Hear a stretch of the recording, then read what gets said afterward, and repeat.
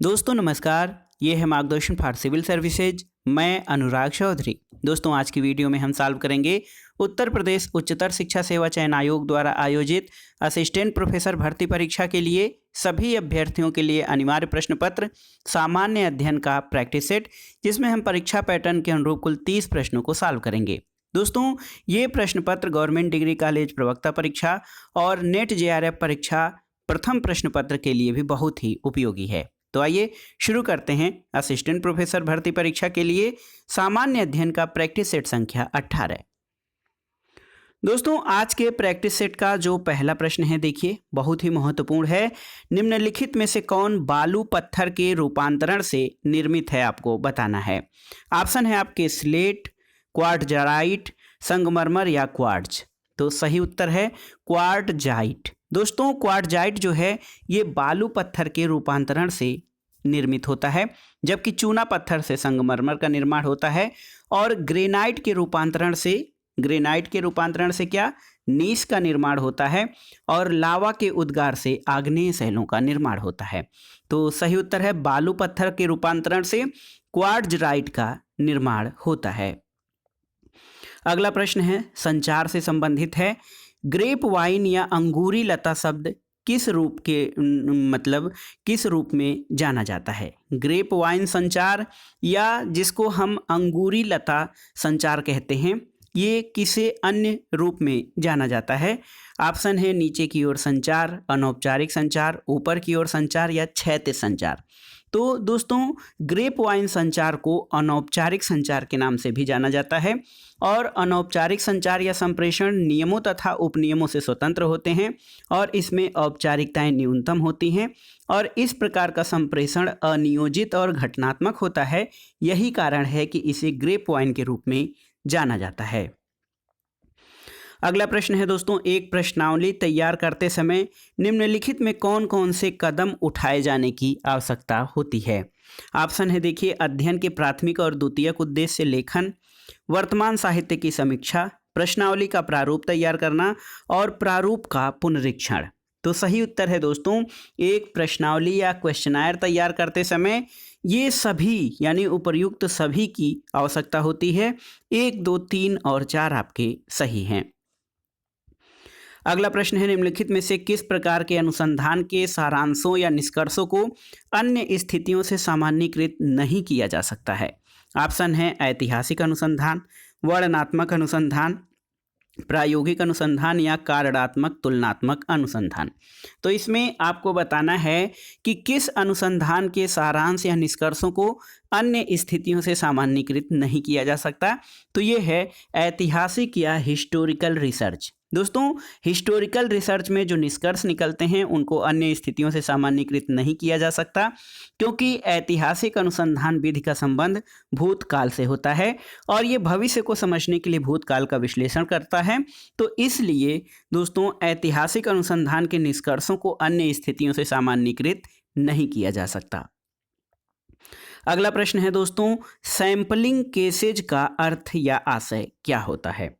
तो देखिए sampling case या सैंपलिंग केसेज का अर्थ क्या है। दोस्तों सैंपलिंग केसेज का आशय लोग, समाचार पत्र, टेलीविजन कार्यक्रम इत्यादि की सैंपलिंग है। दोस्तों देखिए सैंपलिंग का उपयोग जो है ये शोध योजना निर्माण आदि में किया जाता है और इसका आशय लोग, समाचार पत्र, टेलीविजन और कार्यक्रम इत्यादि की सैंपलिंग से होता है। अगला प्रश्न है दोस्तों, दशमलव अंक 35 का द्विआधारी समतुल्य क्या है।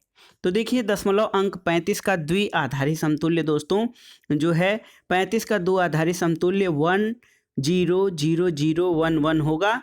और द्विआधारी संख्या पद्धति केवल 2 अंकों यानी 0 और 1 को काम में लेने वाली स्थानीय मान संख्या पद्धति है और इसमें संख्या का मान निकालने का आधार 2 लिया जाता है। चूंकि द्विआधारी नंबरों वाले इलेक्ट्रॉनिक गेट इन संख्याओं को बड़ी सरलता से निरूपित करते हैं और इसी कारण होता यह है कि कंप्यूटर के हार्डवेयर और सॉफ्टवेयर में इस पद्धति का बहुतायत से प्रयोग होता है। तो सही उत्तर होगा 1000011। ये 35 का द्विआधारी समतुल्य है। अगला प्रश्न है दोस्तों, GIF, JPG, BMP और PNG का प्रयोग फाइल्स के विस्तार के रूप में किया जाता है जो भंडारण करती है किसका? ऑप्शन है audio data, image data, video data या टेक्स्ट डाटा। तो सही उत्तर है इमेज डाटा। दोस्तों GIF, JPG, BMP और PNG का प्रयोग इमेज डाटा फाइलों के विस्तार के रूप में किया जाता है। दोस्तों यहाँ पर देखिए दोस्तों, MP3, AAC, WAV ये ऑडियो डाटा का भंडारण है, MP4, MWV, FLV, AVI ये वीडियो डाटा का भंडारण, और DOC, DDF, APKG और FTP टेक्स्ट डाटा का भंडारण करते हैं, जबकि GIF, PNG, BMP, PNG ये सब दोस्तों इमेज डाटा का भंडारण करते हैं। अगला प्रश्न, एक पूर्ण विस्तार आपको बताना है। MOOC का पूर्ण विस्तार क्या है? तो ये है दोस्तों मैसिव ओपन ऑनलाइन कोर्स। देखिए बहुत ही महत्वपूर्ण है, massive open online course MOOC का जो है पूर्ण रूप है। और MOOC जो है ये वेब आधारित मुक्त दूरस्थ शिक्षा कार्यक्रम है जो शिक्षा के क्षेत्र में भौगोलिक रूप से दूरस्थ क्षेत्रों के छात्रों की भागीदारी को सुनिश्चित करता है। अगला प्रश्न देखिए सामान्य भूगोल से है। यूरेनस दोस्तों ये सूर्य के चारों ओर एक परिक्रमा में कितना समय लगाता है? तो देखिए दोस्तों, अरुण या यूरेनस ग्रह जो है सूर्य के चारों ओर एक परिक्रमा करने में 84.07 वर्ष, याद रखिएगा 84.07 ईयर्स का समय लेता है, और ये अपने अक्ष पर 17.9 घंटों में एक चक्कर पूरा करता है। तो याद रखिए यूरेनस या अरुण ये सूर्य के चारों ओर 84 वर्ष में एक परिक्रमा लगाता है। अगला प्रश्न है दोस्तों, पृथ्वी की भूमध्य रेखा की कुल लंबाई कितनी है? ऑप्शन है 6400 किलोमीटर, 12800 किलोमीटर, 40,000 किलोमीटर या 5000 किलोमीटर। तो सही उत्तर है 40,000 किलोमीटर। देखिए पृथ्वी की भूमध्य रेखा यानी इक्वेटर की कुल लंबाई लगभग 40,045 किलोमीटर है, इसलिए निकटतम उत्तर 40,000 किलोमीटर हो जाएगा। अगला प्रश्न है दोस्तों, पाल घाट निम्नलिखित में से किनके मध्य स्थित है? आपको बताना है। तो पाल घाट जो ये दर्रा है दोस्तों, पाल घाट ये नीलगिरी और अन्नामलाई पहाड़ियों के निकट स्थित है। दोस्तों पाल घाट दर्रा नीलगिरी और अन्नामलाई श्रेणियों के मध्य स्थित है, और ये दर्रा केरल के मध्य पूर्व में स्थित है। तो याद रखिएगा केरल के मध्य पूर्व में स्थित पाल घाट दर्रा नीलगिरी और अन्नामलाई पहाड़ियों के मध्य में स्थित है। अगला प्रश्न है दोस्तों, कौन सी श्रेणी यमुना और सोन नदी के मध्य जल द्विविभाजक का कार्य करती है? ऑप्शन है भांडेर, कैमूर, मैकल या मुकुंदवारा। तो सही उत्तर है कैमूर। देखिए दोस्तों बहुत ही महत्वपूर्ण है, यमुना और सोन नदी के मध्य जल द्विविभाजक का कार्य कैमूर श्रेणी करती है। सोन नदी प्रायद्वीपीय भारत में आने वाली गंगा की प्रमुख सहायक नदी है, और कैमूर श्रेणी सोन नदी के उत्तर पश्चिम सीमा का निर्धारण करती है, और ये पटना के निकट गंगा से मिलती है। तो सही उत्तर है यमुना और सोन के मध्य जल द्विविभाजक के रूप में कैमूर श्रेणी है। अगला प्रश्न है दोस्तों, इकोसिस्टम के संबंध में निम्नलिखित में से क्या सत्य है? आपको बताना है। पहला ऑप्शन है देखिए महत्वपूर्ण है, प्राथमिक उपभोक्ता उत्पादक पर न्यूनतम रूप से आश्रित होते हैं।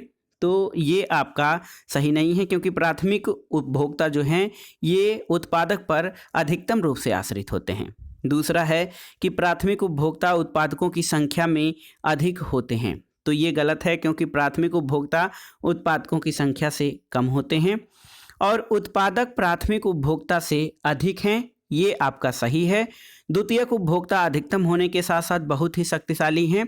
तो ये दोस्तों ये देखिए ये भी गलत है। तो देखिए इकोसिस्टम के संबंध में सही कथन ये आपका ये है कि उत्पादक जो होते हैं वो प्राथमिक उपभोक्ता से अधिक होते हैं, और पारिस्थितिकी तंत्र में प्रत्येक पोषण स्तर से आगे बढ़ने पर ऊर्जा का ह्रास होता है। इसी कारण उत्पादकों की संख्या उपभोक्ताओं से अधिक होती है, और पारिस्थितिकी तंत्र में शाकाहारियों की संख्या मांसाहारियों से अधिक होती है।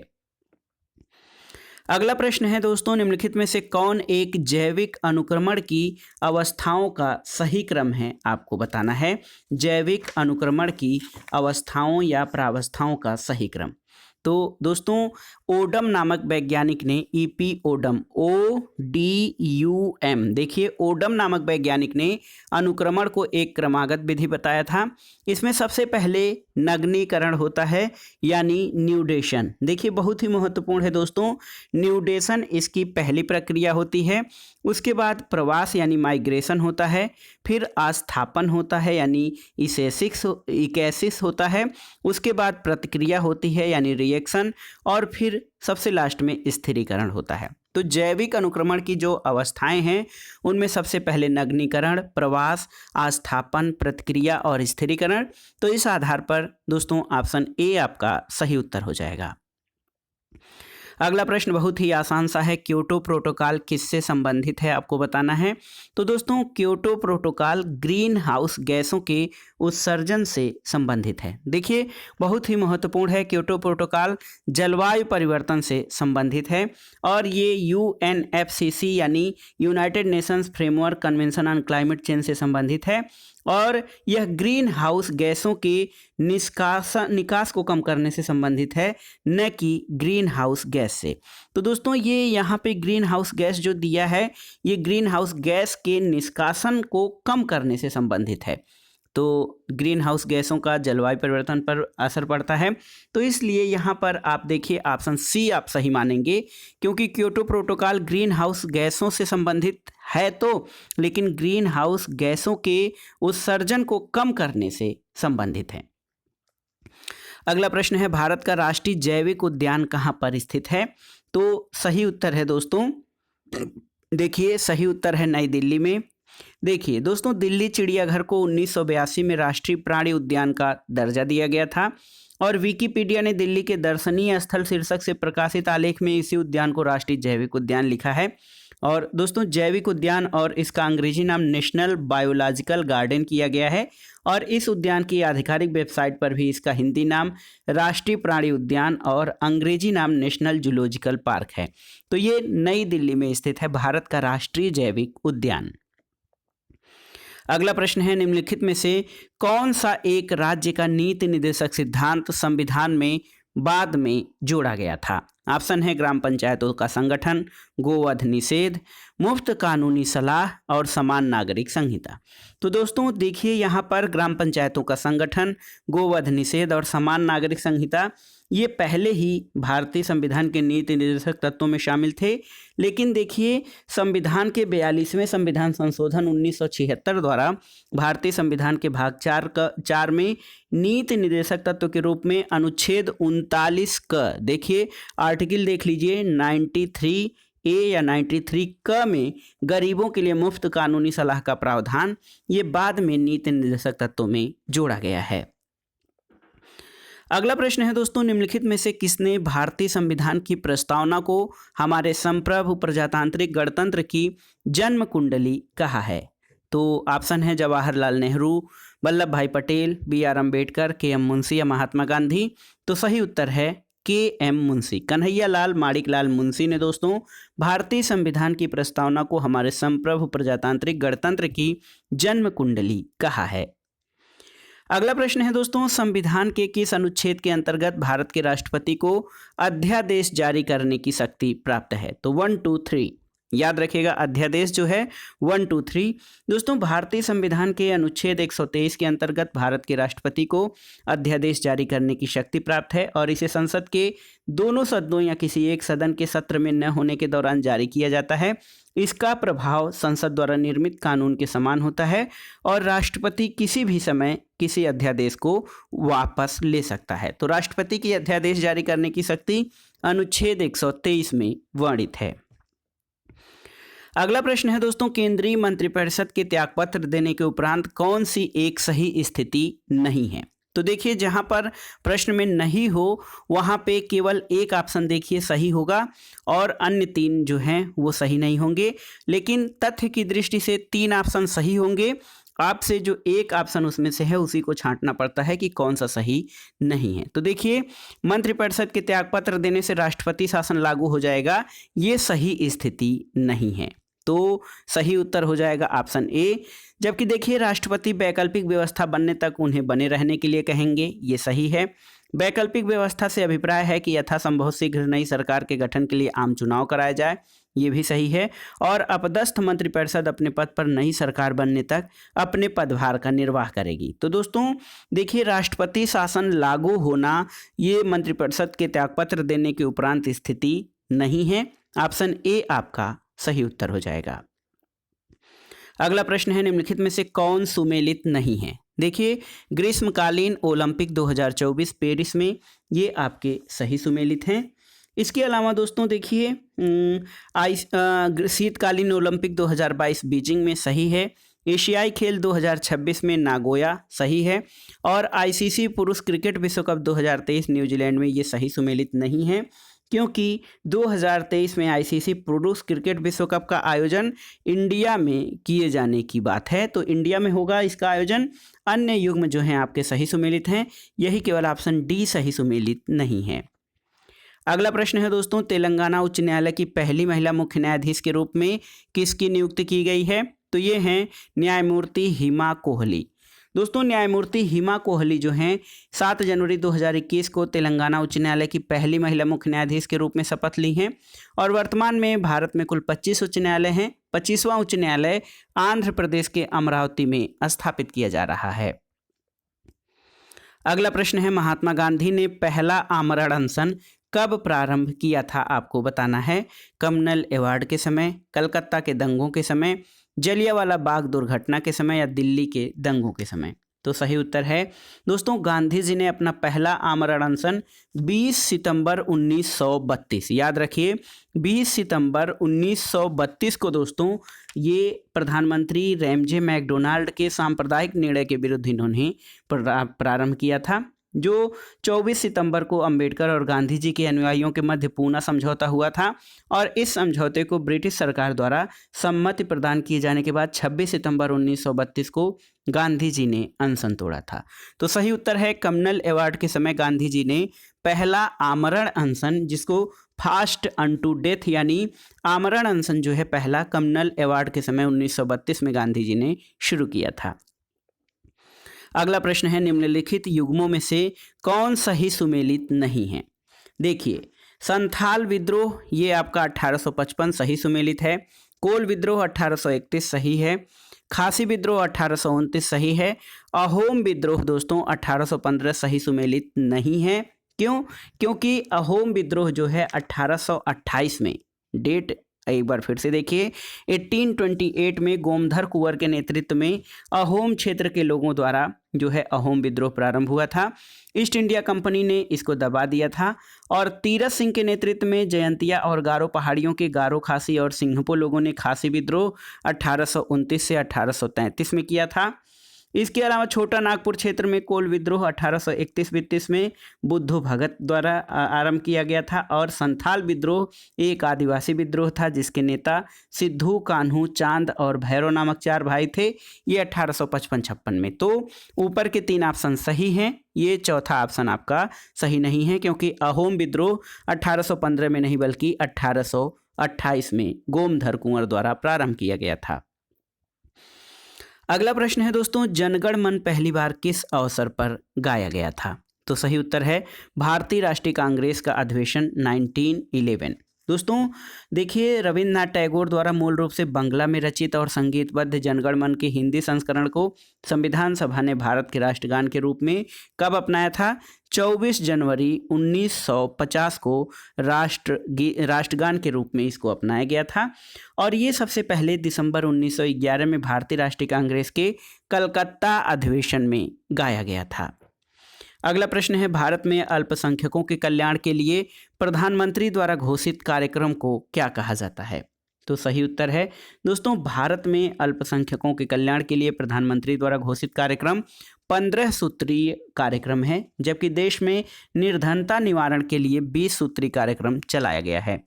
दोस्तों ये देखिए बहुत ही महत्वपूर्ण है, 15 सूत्री कार्यक्रम अल्पसंख्यकों के कल्याण के लिए है और गरीबी उन्मूलन के लिए या गरीबी निवारण के लिए दोस्तों ये 20 सूत्री कार्यक्रम चलाया गया था। अगला प्रश्न है, भारत में महिला समृद्धि योजना कब शुरू की गई? ऑप्शन है 1992, 1993, 1994 और 1995 में। तो सही उत्तर है दोस्तों, भारत में महिला समृद्धि योजना भारत सरकार के महिला और बाल विकास विभाग द्वारा 2 अक्टूबर गांधी जयंती के दिन 2 अक्टूबर 1993 में महिला समृद्धि योजना शुरू की गई थी और इस योजना का उद्देश्य महिलाओं में बचत की आदत का विकास करना और उनके आत्मविश्वास की वृद्धि करना था। तो सही उत्तर ऑप्शन बी हो जाएगा, 1993 में। अगला प्रश्न है दोस्तों, भारतीय सब्जी शोध संस्थान यानी इंडियन वेजिटेबल रिसर्च इंस्टीट्यूट कहाँ पर स्थित है? तो इसको Indian vegetable research institute IVRI कहा जाता है और इसको हिंदी में भारतीय साग भाजी शोध संस्थान भी कहा जाता है, जो कि वाराणसी में स्थित है। अगला प्रश्न है, भारत सरकार द्वारा व्यापक राष्ट्रीय हाइड्रोजन एनर्जी मिशन किस वर्ष प्रारंभ किया जाएगा, यानी किस वित्तीय वर्ष में? तो उत्तर है 2021-22 में। भारत सरकार द्वारा एक व्यापक राष्ट्रीय हाइड्रोजन एनर्जी मिशन का प्रारंभ 2021-22 में किया जाएगा और केंद्रीय बजट 2021-22 में इस मिशन को प्रारंभ करने का उल्लेख है। अगला प्रश्न और इस प्रैक्टिस सेट का आखिरी प्रश्न है दोस्तों, 3 से 27 मार्च 2021 के मध्य अल दफ्रा एयरबेस UAE में आयोजित वार्षिक बहुराष्ट्रीय युद्धक अभ्यास डेजर्ट फ्लैग 6 में पहली बार किस देश ने भाग लिया? तो भारत ने दोस्तों इसमें ऑपरेशन जो है डेजर्ट फ्लैग जो है युद्धाभ्यास में पहली बार भाग लिया है और इस युद्धाभ्यास में संयुक्त अरब अमीरात, अमेरिका, फ्रांस, सऊदी अरब, दक्षिण कोरिया और बहरीन पहले से शामिल थे।